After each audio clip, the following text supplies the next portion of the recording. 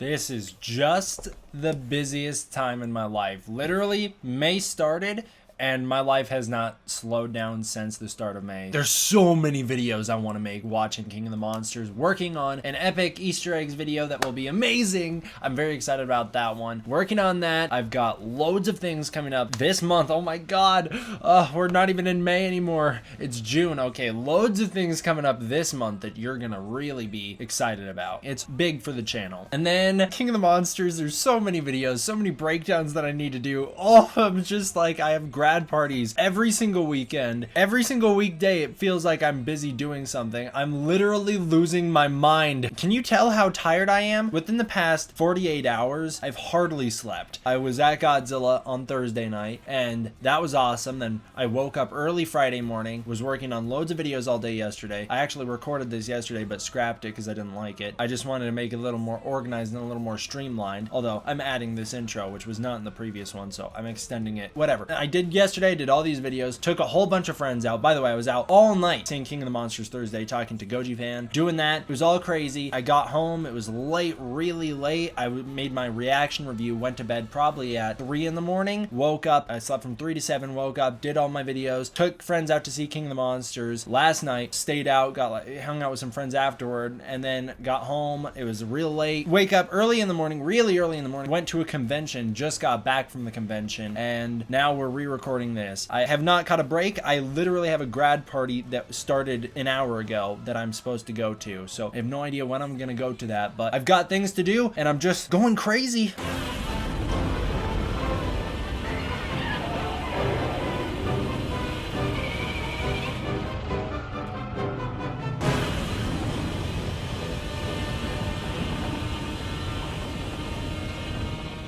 What's up, everybody? D-Man back. Welcome to a brand new video, and today we're going to be doing another Godzilla King of the Monsters review. Yeah, this movie is going to be one that I review a lot because I'm doing the reaction review. This is the spoiler-free review. I know you guys want me to discuss spoilers. That will be coming later. Spoiler-free review today. Spoiler discussions. A whole bunch of spoiler discussions will kick off following this, and then the spoiler review will come out. And then way down the line when the movie comes out on Blu-ray, you'll get your Godzilla-thon. Working on the Godzilla-thon for City on the Edge of Battle currently. Also, just more things that I have to do. Also, I have unboxings for these guys that I gotta do. I gotta do the NECA review, and I got Godzilla Aftershock that I'm supposed to read, and I've got the end credits of this movie. Why is there so much? I can't keep up with it. So many Easter eggs. Let's jump into the review. Yes, this is spoiler free. Just want to say that one more time. So this was a 5-year wait between Godzilla 2014 and now, and my entire life has been committed to this movie. Every single thing I have done since seeing 2014 has been in the name of Godzilla. It's not a joke. That's like my life. I have given up relationships. I have given up a lot of different things to get me to this point.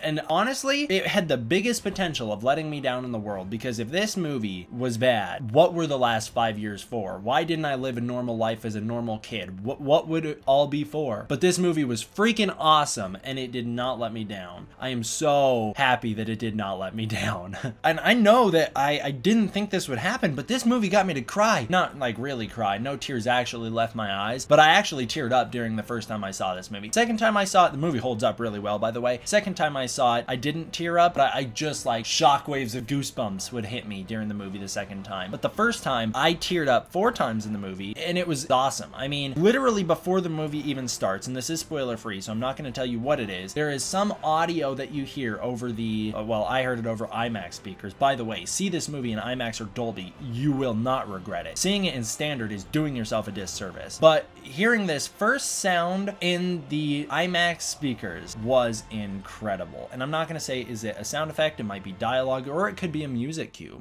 One of them. You know what it is if you've seen the movie. It's a black screen after the Legendary and Warner Brothers logos come on screen. It's a black screen, and you hear something, and it made me tear up instantly. Like right away. I literally jumped up, and to my dad, I was like, yes! Like I was already in tears before the movie even started. Following that, the first time you hear Yuji Koseki's Mothra song, I teared up. It's just beautiful. Godzilla Godzilla's main reveal in the movie made me tear up. Good on ya. I did not think that would happen, but it did. That's also the first use of Ifukube music, which got me there too. And then it's Mothra's big reveal under the waterfall where she spreads her wings for the first time. Got me to tear up. Mothra, she's the MVP of this movie. I knew she would be. God, I love Mothra. I never say that. Like, usually in Godzilla movies, I'm like, it's Mothra. She's cool, I guess. This movie, I'm like, Mothra's awesome. I love Mothra. How was the writing in Godzilla King of the Monsters? Not as solid as the 2014 movie, in my opinion. I don't think it's as well of a written movie, but that being said, I do think there is a lot more to enjoy in King of the Monsters than there is to enjoy in Godzilla 2014. What about the plot for the movie? The spoiler-free plot, it is eco-terrorists start waking up Titans. Godzilla's like, hey, maybe we shouldn't, and that's the spoiler-free plot. It is basically Godzilla and Monarch have to team up to stop the Titans. There you go. That's what we knew from the trailers. We knew a lot more from the trailers, but I'm keeping this even more spoiler-free than I keep the trailer videos, than I keep the news videos. It's even more spoiler-free than that. It's a general Godzilla plot. The human story in this movie is surprisingly good. I heard a lot of bad things going into the movie about it. I heard that the whole movie is just monster action. You never get time with the humans, and when you do, they're horrible. Not true at all. I actually really enjoy the human characters in this movie, specifically Dr. Serizawa. I'm going to run through the list of my favorite to least favorite with spoiler-free thoughts on the characters, but starting out, Dr. Serizawa. He really does carry the whole movie on his shoulders from the human perspective, and it's great. I love him. I think Ken Watanabe does a great job in the role. He is fantastic in this movie. It's so good seeing him do things, getting a great use of this character that didn't get a great use in 2014. I love having him involved in the action. He's not just watching from a desk or from a hill like your traditional Godzilla protagonist. He's actually involved. He's actively trying to solve the problem. He's in the action. It's great. He's funny at times. He's super charismatic, and he delivers the most emotional performance of the movie. My next favorite character is a lot of people, they don't really like this character, but me and my friend, we just love this guy. He's hilarious. Dr. Rick Stanton, played by Bradley Whitford. He's so funny. I know a lot of people think that some of the humor in this movie is forced, and we'll talk about that later, but I think he is hilarious. He's kind of just a dick the whole time, but in a likable way, and I think it's great. He's also kind of like a weird hippie character, but I still think it's awesome. All right, next up is Jonah Allen. I thought he was awesome. Not in Godzilla vs. Kong for some reason. We'll do a whole video about that. I hope we see him again. I really hope we see this character again in the future of the Monsterverse, if there is one. Charles Dance just makes a great villain. He's super threatening. He brings this level of intensity to everything he's in. It's just kind of crazy. He's awesome in this role. Charles Dance, enough said. Mark Russell. I struggled with him because I didn't know if I wanted to put him above or below the next character, but Mark Russell is next on the list, mostly just because I like Kyle Chandler. I think he's a really good actor. I think he is always consistently likable in every movie he's in, that I have seen him in anyways, and I think he does a great job conveying mixed emotions towards the Titans in this movie. My biggest problem with him, the reason that I was like, do I want to put him this high, is because he's too smart. I brought this up in my reaction review. He just figures everything out like Batman speed. He just like has the answer right away. The scene starts and he's already at the end of it, you know? It's like he had watched the movie beforehand and knew what to do. So that's my biggest problem with him, is he just knows too much. Next up is Madison Russell. Millie Bobby Brown does a great job in this movie as well. She delivers a really good performance. I think it's pretty impressive the way she hides her native accent, so that's always cool to see. I thought she was really well used as well. They could have overdone it and been like, look, Stranger Things, you like Stranger Things, right? But they didn't, and I appreciate that. She is by far the best child protagonist in Godzilla movie history. That being said, her motivations throughout the movie are quite unbelievable towards the start. I just don't believe that someone would buy it. If you've seen the movie, you know what I'm talking about, but I just don't believe that someone would buy it, and that's all I'll say for this. Next up is Officer Barnes, played by O'Shea Jackson Jr. I really wish he had more to do, because every time he's on screen, he made me laugh. He's really funny, and that's like the best thing about it, is like he doesn't have much to do in the movie. He's kind of comic relief, but he still throws down and is cool in certain scenes. He just doesn't get used as much as I would have liked him to, so that's my biggest problem, is that they could have done more with him, but they didn't. I wish he would return in the future. Doesn't look like he's back for Godzilla vs. Kong. We'll see. If maybe someday they want to bring the character back, they can. Sam Coleman is a big shock to me. It surprised the hell out of me, because I went into the movie expecting to hate him. The trailers made me think I was going to hate him. I kind of kept that to myself because I didn't want to ruin the mood. I very much did think that I was going to hate this character. I thought everything he was going to say was going to make me cringe, and some of it did. Some of his dialogue, some of the jokes he tells, it was just like, oh my god. He has this Ghidorah joke that I hate. He also has this joke about Godzilla. He's like, has he been working out? I'm like, just shut up and let me enjoy the scene. But other than that, I thought his humor was actually pretty funny. There's a great moment between him and Mark Russell on the Argo that just cracks me up every time I think about it. I think they do use this character well. He just talks a little too much. Next up is Emma Russell. The only reason she's this low on my list is because, I don't know, I kind of felt neutral on her and I expected more from her, I suppose. That's probably it, is I just had more expectations than I should have with this character. She never really engaged me. I think they do a good job exploring the themes of the movie in a way that doesn't feel too forced through this character, but other than that, it's just like she never really interested me, so she's kind of low on my list. And speaking of people who are low on my list, Dr. Graham. Shouldn't be. She really shouldn't be. She should be top of my list because I loved everything she did in this movie. She's involved like Serizawa. She has a lot more to do at the start of the movie than you'd expect, and it's just like Serizawa. 2014, they don't use the character well, but it's an interesting idea for a character. We get a little bit more of her in the expanded universe in the comics, and then we get this movie, and I'm like, awesome. She's in the beginning of the movie a lot, and by the end of the movie, they do something with her so that she's not in it as much, and so I'm sitting there going, why can't we get more of her? I really wish we could have, because that's a character that I like, and I don't think they used her well in this movie. They really set it up to as well. They set it up so that you'd think they'd use her well, and then they just don't. And then last up is Admiral Stenz. I mean, he's only the bottom of my list because he's a dick and he's super unlikable. He has no reason to be. I know it's because he's written that way. This is actually the exact idea that they wanted with this character, is to have him be like this. That's the purpose of the character, so they actually succeeded perfectly. It's just like, come on, dude, you were there for the 2014 events. You know Godzilla can do this. You know he's got it. Why are you always trying to kill him? I think they actually did a great job with this character. They used him a lot more than I thought they would. I thought he was going to be a cameo, but he does a little bit more than I thought he would, and I'm interested to see if he'll return. Now let's talk about the forced humor. I talked about a little bit with Sam Coleman. He has some jokes that just make me want to slap him. I think most of the humor in this movie lands. If you're worried about a lot of forced MCU humor, there is MCU-esque humor in this movie, which is just a problem nowadays because every movie thinks it needs to have that, but I don't think they ever took it too far, and also the jokes that I did think were dumb never lingered. It was never like Sam Coleman tells a silly joke and they have a built-in 15-second pause for the audience to laugh. It was like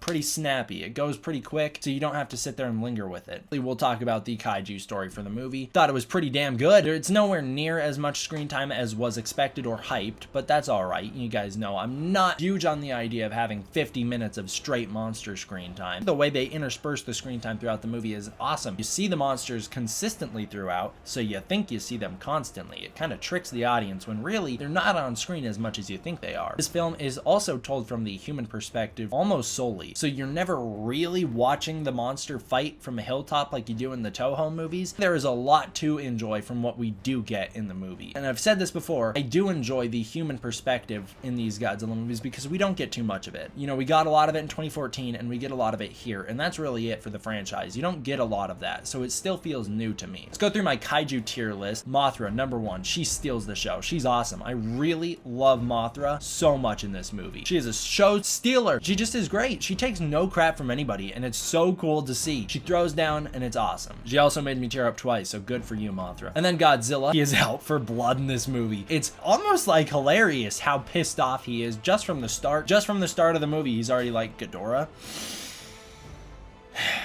We got some problems. And it's just great. I love it. I love seeing a pissed off Godzilla who's like, yeah, we really are old rivals, and I thought we were done with this, but I guess not. Because he is out for blood, and you feel it. He is angry the whole time, and it's great. Next up, Ghidorah. I kind of thought he was going to be a little bit more powerful and a little bit scarier and a little bit cooler, but he is still awesome. By far the best live action incarnation of Ghidorah ever. I enjoyed the hell out of all of his scenes. Some people have a problem with the lightning flickering effect. I get it. I can understand where your problem is coming from. It is a little distracting, but it's pretty cool. Clearly the most formidable version of Ghidorah that there has been. In this movie, you're like, oh my god. This is the first time Godzilla has ever truly been equaled by Ghidorah. Kaiser Ghidorah is pretty toe-to-toe with Godzilla for a while. I feel like Godzilla puts a smackdown on that guy in Monster X form. He turns into Kaiser Ghidorah, and then he gets the crap kicked out of him right after because the humans assist. Either way, this Ghidorah is the first time in a movie when I really went, yeah, Ghidorah is not taking it from Godzilla this time. Ghidorah's never won a fight before up till this movie, so it was like cool to see a Ghidorah who was actually competent in a fight. And like I said, Kaiser Ghidorah had that covered. He just doesn't do as much in the movie as you want him to. Last up is Rodan. Rodan, come on, man. It's just embarrassing. He is just a pushover. He's like, well, I'm coming out here and I'm better than all of you. And then very quickly he goes, I don't think I gotta rethink that because maybe I'm not as cool as I think. My biggest problem here is that, like, it almost feels like Rodan shouldn't be in the movie. You get it. You get Ghidorah. He's the false king. He's like this entity that really shouldn't be here but is. And so you feel the threat and the presence of him. Godzilla is the one who's supposed to be king. You get it. You're like, okay, that's why they're fighting. And then you have Mothra and you're like, she is a god. She is the queen of the monsters. It makes sense. They even have the whole, it's like a new aspect with her where Mothra and Godzilla, they really do seem like they have a history together, which is, I think, is a great idea. But it's awesome to see. And you're like, Mothra, she feels like she could command her own army. Godzilla, he could command his own army. Ghidorah, he can command an army. And then you have Rodan and you're like, what are you doing here, buddy? You really shouldn't be here. It really only feels like Rodan is in this movie because he can keep up with Ghidorah in flight. He's like fast enough to keep up, but not because he's actually one of the top tier monsters. You know, if we had a kaiju tier list in the Monsterverse, Rodan would not be on the top at all. And it's a little upsetting. I know Michael Dougherty loves Rodan, so we gave him a good spotlight scene. But other than that one spotlight scene, Rodan really doesn't do a lot. And it kind of upsets me because I would have liked him to also be an alpha. It would have been cooler to see Rodan be, you know, the king of the skies. And then you have it. You're like, well, your natural order is Godzilla, Mothra, and Rodan. Ghidorah's here and he's this unnatural presence. But really the way you have it is Godzilla is the natural order, Mothra is his backup so that he maintains that natural order, and Ghidorah's here and he's threatening that, and then Rodan is just kind of there. Special effects in this movie were incredible, by the way. They really blew my mind. They hold up really well even when you're scrutinizing them that second time you watch it, or at least that's what I did, because of course I did. There are, I think, 2 scenes where I go, could have been polished a little better, but other than that, no bad green screen. All the special effects look amazing. It's really refreshing. The soundtrack was beautiful. I loved the soundtrack. The songs that I didn't like were great in context of the film. Doesn't mean I like listening to them outside of the context of the film. There's a lot of great use of the returning themes as well. So Bear McCreary killed it with this soundtrack. And the movie, by the way, Michael Dougherty, you did a great job because it's beautiful. There's so many beautiful shots that I guarantee will be iconic here in a few years. There is one shot at the end of the movie that I go, that needs to be my wallpaper, my desktop wallpaper in 4K. That is going to be it. It's just amazing. Now, where does this movie rank against 2014? Well, most people will tell you it's leaps and bounds better. I'm going to say I like them equal. At the moment, I can't pick a winner. There's a honeymoon phase with these movies. Godzilla 2014 was my favorite movie ever for like the first month after I saw it. And I know I'm in that honeymoon phase with King of the Monsters at the moment. In 3 months, if I can say that this movie is better than Godzilla 2014, then it's better. In my opinion, no. But at the moment, I'm not going to say which one I like more. I think I like them equal because I'm trying to be as objective as possible with that decision. And I just can't decide which one I like more. I will probably watch King of the Monsters more because it will be an easier and more enjoyable watch than 2014. But like I said earlier, I think 2014 is a better written movie. Overall, I'm gonna rate Godzilla King of the Monsters a 9 out of 10. I highly recommend you go and watch it. Thank you all for watching. I hope you enjoyed. I will see you guys next time. D-Man, out.